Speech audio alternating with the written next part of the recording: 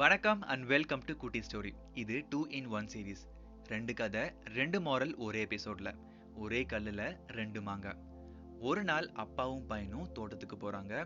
இந்த சீசனுக்கான பயிர் வகைகள் நடுறதுக்காக நிலத்தை க்ளீன் பண்ண ஸ்டார்ட் பண்ணும்பொழுதே நிலத்துல 70% ஆஃப் பார்ட்டை அப்பா க்ளீன் பண்ணும், 30% ஆஃப் பார்ட்டை பையன் க்ளீன் பண்ணும் சொல்லி பிரிச்சுக்கிறாங்க. மார்னிங் ஸ்டார்ட் பண்ணி ஈவினிங்குள்ள முடிக்கணும்னு பிளான் பண்ணி ஒர்க்கை ஸ்டார்ட் பண்றாங்க. பையன் அப்பா விட ரொம்ப ஃபாஸ்ட்டாக ஒர்க்கை சீக்கிரம் முடிக்கணும்னு பிளான் பண்ணுறான். கொஞ்ச நேரம் ஒர்க்கை ஆக்டிவாக பண்ண பிறகு ஒரு இடத்துல மட்டும் ஒரு பெரிய ராக் நிலத்துல இருக்குது. அதை எப்படியாவது பிடிங்க எடுக்கணும்னு சொல்லி அந்த பையன் ரொம்ப முயற்சி பண்ணுறான். அவனுடைய ஃபுல் பொட்டன்ஷியல் கொடுத்து மூவ் பண்ண பார்க்குறான், ஆனால் முடியலை.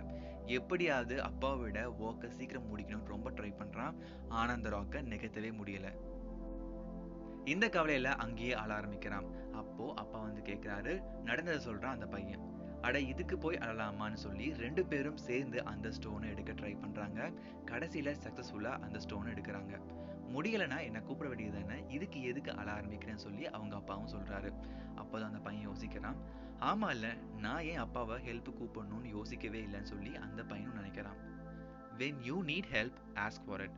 Without asking, nobody can know what is your issue. இதுதான் ப்ராப்ளம்னு வெளியே சொல்லாமல் யாருக்குமே தெரியாது. உங்களுக்குள்ளேயே அந்த ப்ராப்ளம் வச்சிருக்கும் பொழுது அந்த ப்ராப்ளம் சால்வ் ஆகாது, பெருசுதாகும். So don't hesitate to ask help when needed. There is no wrong in it. இதே மாதிரி இன்னொரு ஃபேமிலி இருக்கக்கூடிய ஃபாதர் அண்ட் சன். ஃபாதர் ரொம்ப ரிச் பர்சன், எப்பவுமே தன்னைத்தானே புகழ்ந்து பெருமையாக வெளியே சொல்லுவார். ஒரு நாள் தன்னோட பையனை கூட்டிக்கிட்டு அவங்களுடைய ஃபார்ம் லேண்டுக்கு போகிறாங்க. இந்த பையனும் அங்கே இருக்கக்கூடிய ஃபார்மர்ஸ் அவங்களோட லைஃப் ஸ்டைல் பற்றி அப்சர்வ் பண்ணுறான். வீட்டுக்கு வந்த உடனே அப்பா கேட்குறாரு, நீ எவ்வளோ லக்கின்னு இப்போ புரியுதா, நம்மக்கிட்ட நிறைய மணி இருக்குன்னு சொல்கிறாரு.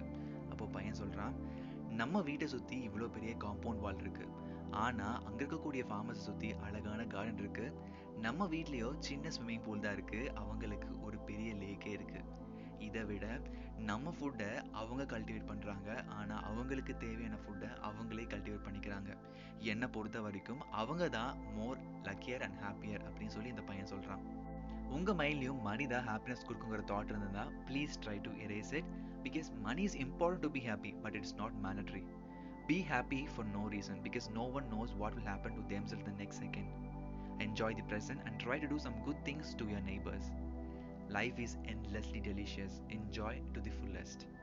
இந்த 2 கதையும் மாரலும் கண்டிப்பாக உங்களுக்கு பிடிச்சிருக்கும் நம்புறேன். நியூ லிசனர்ஸ் உடைய பழைய எபிசோடும் செக் பண்ணி பார்த்துட்டு பிடிச்சிருந்தா சப்ஸ்கிரைப் ஆர் ஃபாலோ பண்ணிக்கோங்க.